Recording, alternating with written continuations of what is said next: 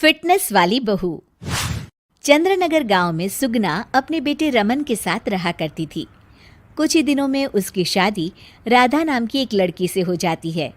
Radha fitness को लेकर बहुत ज्यादा सजग होती है और वो घर के बाकी लोगों को भी दिन भर फिटनेस टिप्स देती रहती है। बहू, आज तो मुझे आलू पूरी खिला दो। नहीं माँ जी, उसमें बहुत ज्यादा फैट और कोलेस्ट्रॉल होता है। आपको तो मैं आज प्रोटीन सलाद बनाकर खिलाऊंगी।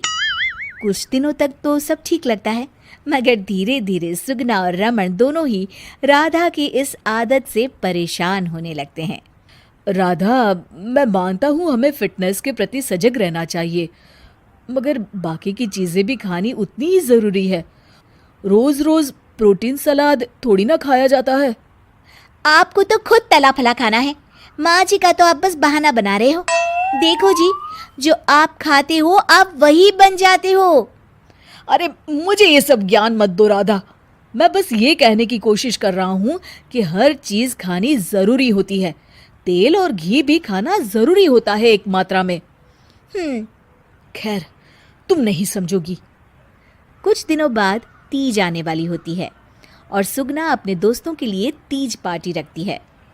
अरे बहू, आज तीज है और मैंने कुछ सहेलियों को खाने पर बुलाया है। कुछ अच्छा सा उन सब के लिए पकाना। ठीक है माँ जी। शाम को सुगना की सब दोस्त आ जाती हैं। सुगना सबको अपनी बहू से मिलवाती है। अरे वाह सुगना, तुम्हारी बहू तो बहुत ही खूबसूरत है। सिर्फ खूबसूरत ही है या गुनी भी? अरे नहीं नहीं, मेरी बहू बहुत ही संस्कारी है। घर का सारा काम भी खुद करती है। थोड़ी देर सब गप्पे मारते रहते हैं। फिर राधा टेबल पर खाना लगा देती है। खाना लगा दिया है मैंने, आप सब खा सकते हैं। सब लोग टेबल पर आते हैं। अरे ये सब क्या है? आंटी, ये पालक का सूप है और वो स्प्राउट सलाद। वो सब तो ठीक है बहू, मगर खाना कहाँ है? आंटी, यही खाना है, इससे हेल्थ भी बनी रहेगी और आप सबकी उम्र में तो यही खाना ठीक रहता है। हमारी उम्र मतलब? अरे हम कोई बुढ़िया थोड़ी ना हो गई हैं। और ओ सुगना, अगर खिलाना ही नहीं था तो हमको बुलाया ही क्यों? सब मूड खराब हो गया तीज के दिन, चलो यहाँ से। और ये सब बोलते हुए सब औरतें चली गई। अरे ऐसा क्यों किया राधा? मैंने बोला था ना कि कुछ अच्छा बनाना। तुम्हारे फिटनेस टिप्स हर जगह अच्छे नहीं लगते। आज तुम्हारी वजह से सब मुझे इतना सुना कर गई।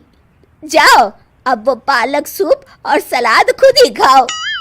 उधर रमन भी राधा की इस आदत से बहुत परेशान हो जाता है, क्योंकि वो रोज उसके टिफिन में कोई ना कोई सलाद बना कर देती और दाल देती। और एक शाम जब रमन ऑफिस से लौटता है तो अचानक गुस्से से आग बबूला हो जाता है। राधा, ओ राधा! आ रही हूँ, चिल्ला क्यों रहे हो? चिल्लाऊंगा ही ना, आज ऑफिस में मैं बेहोश हो गया था।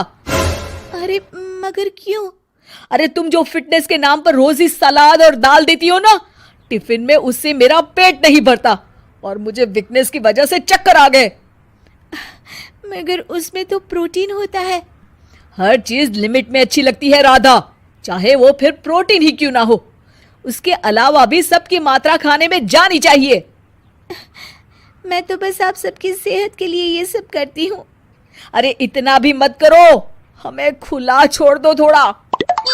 थोड़े दिनों बाद एक दिन जब सुगना मंदिर से लौटकर आ रही होती है तो अचानक से गिर जाती है और उसकी सब उंगलियां और हाथ पैर जोर से अकड़ जाते हैं। कुछ लोग मिलकर उसे घर छोड़ जाते हैं। घबराई हुई राधा तुरंत डॉक्टर को बुलाती है। डॉक्टर साहब, माँ जी को क्या हो गया है? इनका पूरा चेकअप करना होगा। वैसे तो मुझे लग रहा है कि इनको गठिया हुआ है, इतना तो पता चल रहा है। गठिया? बाप रे! हाँ, गठिया। इनके घुटनों और सभी जोड़ों में जो लचक, जो चलने फिरने के लिए ऑयल चाहिए ना, वो अब नहीं है। अरे कैसी बातें कर रहे हैं आप? मैं तो इनकी सेहत का बहुत ख्याल रखती हूँ, रोज प्रोटीन सलाद खिलाती हूँ और सूप भी। मतलब ये बिल्कुल भी ऑयल या घी नहीं खाती? नहीं नहीं। अरे कैसी बातें कर रही हैं आप? खाने में एक मात्रा में घी या ऑयल का होना बहुत ही आवश्यक होता है। अगर वो पेट में नहीं जाएगा तो जोड़ों में जो ग्रीस होता है वो खत्म हो जाता है। ओह, ऐसा क्या डॉक्टर? माँ जी ठीक तो हो जाएंगी ना? हाँ हाँ, हो जाएगी। थोड़ी देर बाद रमन भी ऑफिस से आ जाता है। क्या हुआ माँ? कुछ नहीं बेटा, बस ऐसे ही गिर गई थी।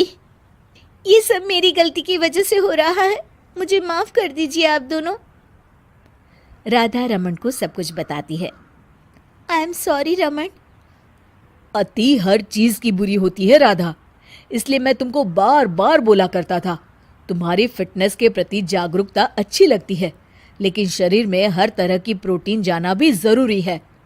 जी, आप बिल्कुल सही कह रहे हैं, मुझे माफ़ कर दीजिए। मैं अपने हाई क्लास फ्रेंड के दिखावे और बहकावे में आ गई थी।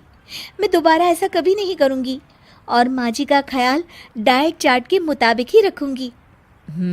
ये हुई ना बात। अब मेरे लिए आज अपने हाथों से देशी घी के गर्मा गर्म आलू के पराठे बना दो, तो ही मैं माफ करूंगा तुम्हें।